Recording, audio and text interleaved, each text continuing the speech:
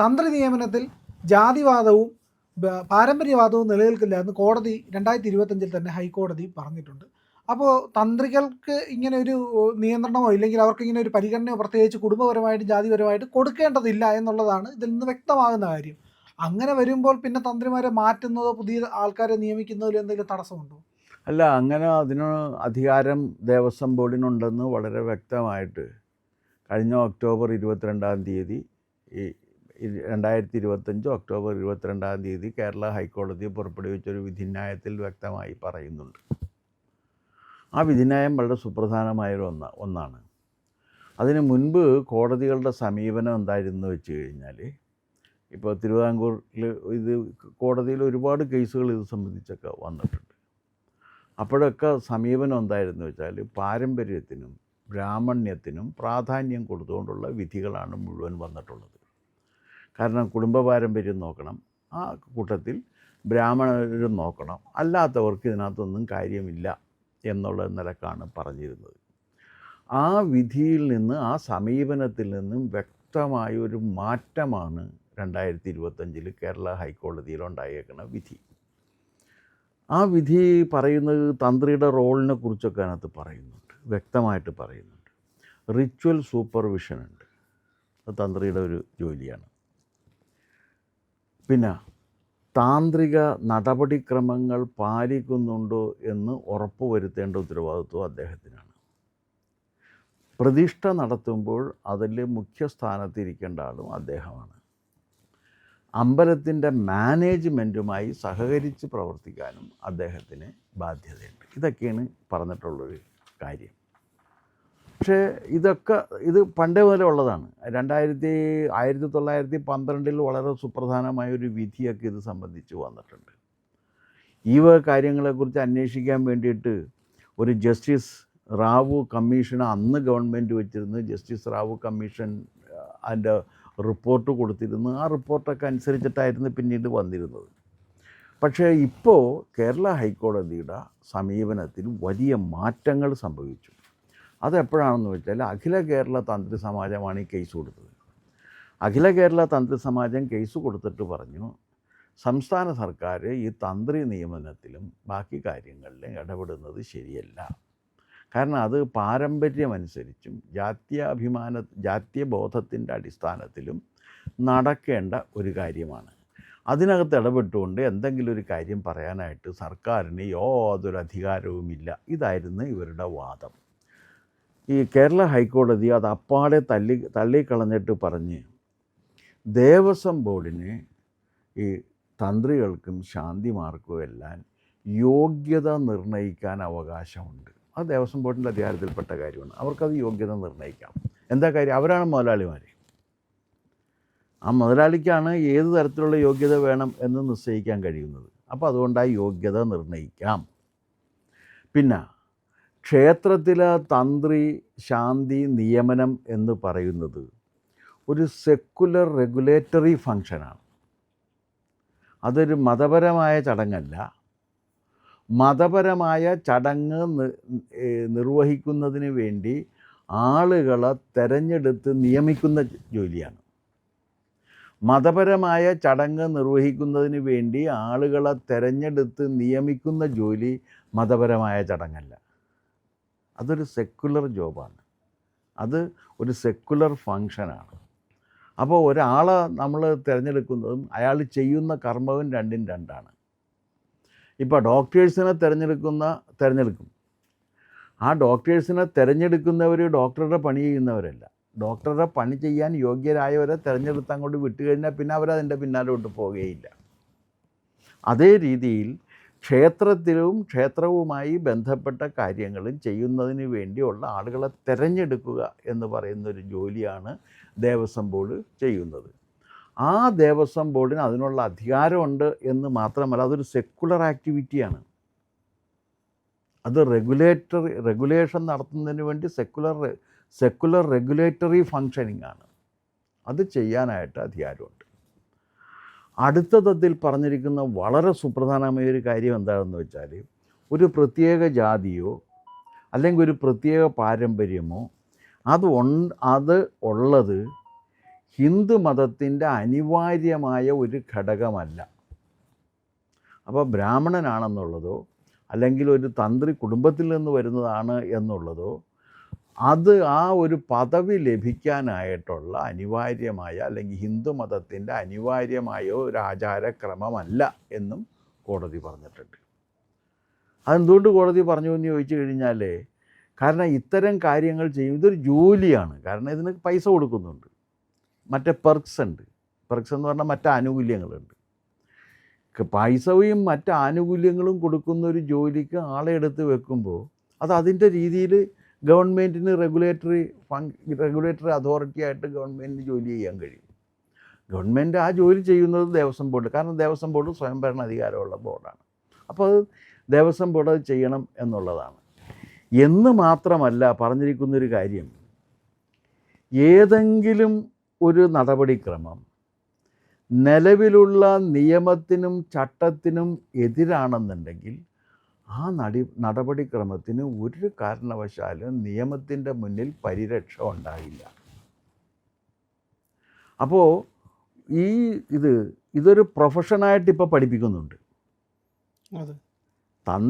തന്ത്രവിദ്യയും ശാന്തിപ്പണിയും ഒക്കെ ഒരു തന്ത്രവിദ്യയാണ് അത് പഠിപ്പിക്കുന്നത്. അതൊരു പ്രൊഫഷനായിട്ട് പഠിപ്പിക്കുന്നുണ്ട്. അത് പ്രൊഫഷനായിട്ട് പഠിപ്പിക്കുന്ന സ്ഥാപനം വെളിയത്ത് നാട്ടുണ്ട്, തന്ത്രവിദ്യാപീഠം എന്ന് പറഞ്ഞിട്ട്. മാധവ്ജി എന്ന് പറഞ്ഞ വളരെ വലിയ മനുഷ്യൻ സ്ഥാപിച്ച ഒരു സംഗതിയാണ്. ഹിന്ദു മതത്തിലുണ്ടായേക്കണ ഏറ്റവും സുപ്രധാനമായ ഒരു നവോത്ഥാന പ്രക്രിയയുടെ ഭാഗം കൂടിയാണത്. കാരണം ഒരു പ്രത്യേക ജാതിയിൽപ്പെട്ടവരല്ലാത്തവർക്ക്, ഏത് ജാതിയിൽപ്പെട്ടവർക്കും തന്ത്രിമാരും ശാന്തിമാരും ആയി വരാം, അതിനുള്ള യോഗ്യത അവർ നേടണം എന്ന് പറഞ്ഞിട്ടുള്ളൊരു സംഭവമാണ്. അപ്പോൾ അതുണ്ട് അവിടേക്ക്. പിന്നെ തിരുവിതാംകൂർ ദേവസ്വം ബോർഡ് നടത്തുന്നുണ്ട് തന്ത്രിമാരെ സൃഷ്ടിക്കുന്നതിനുള്ള, അവരെ രൂപപ്പെടുത്തുന്നതിനുള്ള വിദ്യാഭ്യാസ സമ്പ്രദായം നടത്തുന്നുണ്ട്. അപ്പോൾ അതൊരു പ്രൊഫഷനായിട്ട് മാറിക്കഴിഞ്ഞു. ആ പ്രൊഫഷനായിട്ട് മാറുമ്പോൾ ആ പ്രൊഫഷൻ ചെയ്യാനായിട്ട് യോഗ്യത വേണ്ടി വരും. ആ യോഗ്യത ഉള്ളവരെ അതിനകത്ത് നമുക്ക് വെക്കാൻ പറ്റും, അല്ലാത്തവരെ ഇതിനകത്ത് തിരഞ്ഞെടുത്തിട്ട് വെക്കാനായിട്ട് സാധ്യമല്ല. അപ്പോൾ ഈ വിധിയുടെ ഒരു സവിശേഷത എന്താണെന്ന് വെച്ച് കഴിഞ്ഞാൽ, വിശേഷിച്ച് ഇപ്പോഴത്തെ ഒരു സാഹചര്യത്തിൽ അതിന് വലിയ പ്രസക്തിയുണ്ട്. കാരണം എന്താണെന്ന് വെച്ച് കഴിഞ്ഞാൽ, ഇത് ദേവസ്വം ബോർഡ് ചെയ്യേണ്ട ഒരു ജോലി ദേവസ്വം ബോർഡ് ചെയ്യാതെ അത് ഹൈക്കോടതിയുടെ ഇതിലേക്ക് വിട്ടേക്കാണ്. കാരണം അത് എന്തിനാണ് അങ്ങനെ വിട്ടതെന്ന് മനസ്സിലാകുന്നത്. ദേവസ്വം ബോർഡ് അത് ചെയ്താൽ മതിയെന്ന് കോടതി പറഞ്ഞിട്ടുണ്ട് വിധിയിൽ. ഒരുപക്ഷെ ആ വിധി അദ്ദേഹം വായിച്ചു നോക്കിയിട്ടുണ്ടായിട്ടായിരിക്കാം. ഇനി വായിച്ചു നോക്കിയാലും താനായിട്ട് ഇത് ചെയ്യേണ്ട, വേണമെങ്കിൽ ഇത് കോടതിയുടെ തലയിൽ ഇരുന്നോട്ടെ എന്ന് കരുതിയതും ആകാം. കാരണം ഇത് വേണ്ട, കാരണം ഇതിങ്ങനെ കോടതി പറഞ്ഞിരിക്കുന്ന സ്ഥിതിക്ക് ഇതിന് വിരുദ്ധമായിട്ടൊരു നിലപാട് സ്വീകരിക്കാൻ സാധ്യമല്ല. അപ്പോൾ കോടതി തന്നെ നിലപാട് സ്വീകരിച്ചില്ല, പറഞ്ഞാൽ പറയല്ല, ഞാൻ എന്ത് ചെയ്യാൻ പറ്റും, ഞാൻ അയച്ചു കൊടുത്ത് നോക്കി, കോടതി പക്ഷേ എതിരായിട്ടൊരു നിലപാടാണ് സ്വീകരിച്ചതെന്ന് പറഞ്ഞ് രക്ഷപ്പെടാനുള്ളൊരു മാർഗ്ഗമോ അല്ലെങ്കിൽ എല്ലാവരെയും തൃപ്തിപ്പെടുത്താനുള്ളൊരു മാർഗത്തിൻ്റെ ഭാഗമായിട്ടും കൂടി ആകാം അദ്ദേഹം അത് ചെയ്തിട്ടുണ്ടാവുക. എന്തായാലും ശരിയാണ്, അതൊരു ശരിയായ ഒരു രീതി അല്ല. അത് എന്തുകൊണ്ടാണെന്ന് വെച്ച് കഴിഞ്ഞാൽ, കാരണം ഇത് നിങ്ങളുടെ പണിയാണ് എന്ന് കോടതി പറഞ്ഞിട്ടുണ്ടെങ്കിൽ നിങ്ങൾ ആ പണി ചെയ്യണം. ആ പണിയും കൂടി നിങ്ങൾ കോടതിയെ ഏൽപ്പിച്ചിട്ട് മാറി നിൽക്കരുത്. സാർ, പക്ഷേ കേൾക്കുമ്പോൾ ഒരു സംശയം തോന്നുന്നത്, ഇങ്ങനെയാണ് തന്ത്രി പദവി എന്നുണ്ടെങ്കിൽ ഇവിടെ പല കുടുംബങ്ങളും തന്ത്രി സ്ഥാനം വരെ വീതം വെച്ചെടുക്കുകയുണ്ടായല്ലോ, കുടുംബത്തിൻ്റെ ഷെയർ. അത് സത്യമാണ്. അത് സത്യമാണെന്ന് പറയാൻ എന്താണെന്ന് വെച്ച് കഴിഞ്ഞാൽ, അതായത് 1912 അത് സംബന്ധിച്ച ഒരു സംഭവം നടന്നത്. അതിൻ്റെ തിരുവിതാംകൂർ സർക്കാരിൻ്റെ ഉത്തരവ് D-4905 ഡേറ്റഡ് 25 ഒക്ടോബർ 1912. അപ്പോൾ അന്ന് എന്ത് ചെയ്യുന്നു വെച്ച് കഴിഞ്ഞാൽ, ഒരു സംഗതി ചെയ്തത് എന്താണെന്ന് വെച്ചാൽ, തന്ത്രി സ്ഥാനം ഈ താഴമൺ കുടുംബം അതിൻ്റെ സ്വത്ത് പങ്കുവച്ചപ്പോൾ തന്ത്രവും പങ്കുവച്ചു. ആ തന്ത്രം പങ്കുവെക്കാൻ കഴിയുമോ എന്നൊരു ചോദ്യം അന്നേ ഉന്നയിക്കപ്പെട്ടിരുന്നു. കാരണം അതെങ്ങനെ പങ്കുവെക്കും, അതൊരു പ്രോപ്പർട്ടി ആയിട്ട് പരിഗണിച്ചിട്ടാണ് പങ്കുവച്ചത്. അങ്ങനെയാണ് ഈ രണ്ടു പേർക്കും ഇത് വരുന്നത്. മോഹനരും രാജീവരും മാറി മാറി തന്ത്രിസ്ഥാനത്ത് എത്തിയത് ഈ വീതം വെപ്പിൻ്റെ ഫലമായിട്ടാണ്. അതിനകത്തൊരു വലിയൊരു അടിസ്ഥാനപരമായിട്ടൊരു ചോദ്യമുണ്ട്. അതെന്താണെന്നറിയാമോ? തന്ത്രി എന്ന് പറയുക, അല്ലെങ്കിൽ തന്ത്രം എന്ന് പറയുന്ന ആ സംഗതി അത് വിഭജിച്ച് കൊടുക്കാൻ കഴിയുമോ എന്നുള്ളൊരു ചോദ്യം വരുന്നുണ്ട്.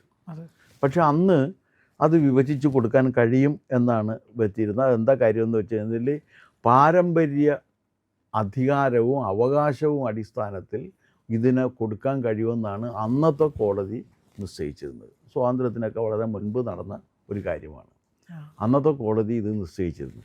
അതിനാണ് ഞാൻ നേരത്തെ പറഞ്ഞ ജസ്റ്റിസ് റാവു വന്നിട്ട് കൊടുത്തത്. ജസ്റ്റിസ് റാവു ഇത് സംബന്ധിച്ച് വിശദമായി പഠിക്കുകയും ഒരു റിപ്പോർട്ട് കൊടുക്കുകയും ചെയ്തു. ആ റിപ്പോർട്ടിൻ്റെ അടിസ്ഥാനത്തിലാണ് പിന്നീട് ഈ വിധികളും ഉത്തരവുകളും ഒക്കെ ഇറങ്ങിയിട്ടുള്ളത്. അപ്പോൾ അന്ന് ഇത് ഒരു പ്രോപ്പർട്ടി ആയിട്ട് കൊടുത്തിരുന്നു. അല്ല, അക്കാലത്ത് വേറൊരു കാര്യം ഉണ്ടായിരുന്നു. ഭാര്യയും മക്കളും ഭർത്താവിൻ്റെ അല്ലെങ്കിൽ അച്ഛൻ്റെ പ്രോപ്പർട്ടി ആയിരുന്നു. നിങ്ങൾ പഠിച്ചിട്ടുള്ളതല്ലേ? നിങ്ങൾ പൊളിറ്റിക്കൽ സയൻസ് പഠിച്ചപ്പോൾ നിങ്ങൾ പഠിച്ചിട്ടുണ്ടല്ലോ, പ്രോപ്പർട്ടി ആയിരുന്നു. അന്ന് ഒരുപാട് കാര്യങ്ങൾ ഇങ്ങനെ പ്രോപ്പർട്ടി ആയിട്ട് ഇപ്പോൾ ആരും പ്രോപ്പർട്ടി ആണെന്ന് പറയുന്നില്ലല്ലോ. ഭാര്യ ഭർത്താവിൻ്റെ പ്രോപ്പർട്ടിയേ അല്ല. ആ സങ്കല്പത്തിലൊക്കെ വലിയ മാറ്റം വന്നു. മക്കൾ അച്ഛനമ്മമാരുടെ പ്രോപ്പർട്ടി അല്ല, സമ്പത്തല്ല, സ്വത്തല്ല. അതിന്ന് മാറി. പക്ഷെ അന്ന് ഇതൊക്കെ സമ്പത്തും സ്വത്തുമായിട്ട് കരുതിയിരുന്നതിൻ്റെ പേരിൽ ഇതൊക്കെ ഭാഗം വെക്കാൻ കഴിയുമായിരുന്നു. നിങ്ങളൊരു കാര്യം പ്രോപ്പർട്ടി ആണെന്ന് പറഞ്ഞിട്ടുണ്ടെങ്കിൽ ഭാഗം വെക്കാൻ കഴിയും. അപ്പോൾ അങ്ങനെ ഭാഗം വെച്ചതിൻ്റെ ഒരു ഭാഗമായിട്ടാണ് ഈ തന്ത്രവും ഭാഗം വെച്ചത്. പക്ഷേ തന്ത്രം ഭാഗം വെച്ചത് ലീഗലി ശരിയാണോ എന്നുള്ള കാര്യം കോടതി പരിശോധിക്കുക തന്നെ വേണം. കാരണം അതെങ്ങനെ പറ്റും എന്നുള്ളൊരു ചോദ്യമില്ലേ? അതെ, തീർച്ചയായിട്ടും. അതെങ്ങനെയാണത് പറ്റുക? കാരണം ഇതാണെങ്കിൽ ഒരു പ്രൊഫഷൻ നിങ്ങൾക്ക് കിട്ടിക്കഴിഞ്ഞാൽ അത് നിങ്ങൾക്ക് രണ്ടായിട്ട് കൊടുക്കാൻ പറ്റുമോ? നിങ്ങൾ കുറച്ച് ഈ പ്രൊഫഷൻ എടുക്കുക, പിന്നെ നിങ്ങൾ ആ പ്രൊഫഷൻ എടുക്കുക എന്നൊക്കെ പറയാൻ പറ്റുമോ? അത് എങ്ങനെ? നിങ്ങൾ കുറച്ച് കാലമൊക്കെ ചെയ്യുക, പിന്നെ നിങ്ങൾ മാറി നിൽക്കുക, പിന്നെ വേറൊരാൾ ചെയ്യുക, പിന്നെ അത് മാറി നിൽക്കുക. അങ്ങനെ ഒരു ചെയ്യാൻ പറ്റുന്ന ഒന്നാണോ ഈ തന്ത്രം? ഇവർ പറയുന്നതനുസരിച്ചിട്ടാണെങ്കിൽ തന്ത്രം വിശുദ്ധമായൊരു കാര്യമാണെന്നാണ്. തന്ത്രി എന്ന് പറഞ്ഞാൽ വിശുദ്ധമായൊരു കാര്യമാണ്. അങ്ങനെ വിശുദ്ധമായൊരു കാര്യമാണെങ്കിൽ അത് ഈ ചില്ലറ കിട്ടാൻ വേണ്ടിയിട്ട് ഭാഗം വെച്ച് ചെയ്യാൻ പറ്റുമോ? ഇല്ല, പറ്റില്ല. ഭാഗം വെച്ച് ചെയ്യുന്നത് മുഴുവൻ നമുക്ക് സാമ്പത്തിക ലാഭം വരുന്നതനുസരിച്ചിട്ടാണ്. നിങ്ങൾ പ്രിയനത് ചോദിച്ചത് നന്നായി. കാരണം ഇങ്ങനെ ഒരു വശവും കൂടി അതിനകത്തുണ്ട്. അതുമൊക്കെ സത്യത്തിൽ പരിശോധിക്കപ്പെടേണ്ട കാര്യങ്ങളാണ്. പ്രിയപ്പെട്ട പ്രേക്ഷകരെ, ഞങ്ങൾ ഇന്ത്യ ലൈവ് പതിവ് പോലെ നമ്മൾ പറയുകയാണ്, മാധ്യമങ്ങളിൽ വരാത്ത, മറ്റു മാധ്യമങ്ങൾ പറയാത്ത വാർത്തകളാണ് നിങ്ങളുടെ മുന്നിലേക്ക് കൊണ്ടുവരുന്നത്. ഇത് പറയാൻ ഞങ്ങൾക്ക് പ്രേരണയും ശക്തിയും നിങ്ങളാണ്. നിങ്ങൾ ഞങ്ങളുടെ കൂടെ ഉണ്ടാവണം. ഞങ്ങളുടെ ചാനൽ സബ്സ്ക്രൈബ് ചെയ്യണം. നമുക്കൊരു ചാനൽ കൂടിയുണ്ട്, C4N, C4N മലയാളം. അപ്പോൾ ആ ചാനലും കൂടി ഒന്ന് സബ്സ്ക്രൈബ് ചെയ്യണം. ഇന്ത്യ ലൈവ് ഉറപ്പായിട്ടും ചെയ്യണം. C4N കൂടെ, C4N, C എന്ന് പറഞ്ഞാൽ ക്രെഡിബിൾ, ഫോർ എൻ നേഷൻ, രാജ്യം. നമ്മുടെ രാജ്യത്തിന് വേണ്ടിയാണ്. രാജ്യം വിട്ട് ഒരു കാര്യവും ഇന്ത്യ ലൈവിനില്ല. അതുകൊണ്ട് ഞങ്ങളുടെ കൂടെ ഉണ്ടാവണം എന്നുകൂടി അഭ്യർത്ഥിക്കുന്നു.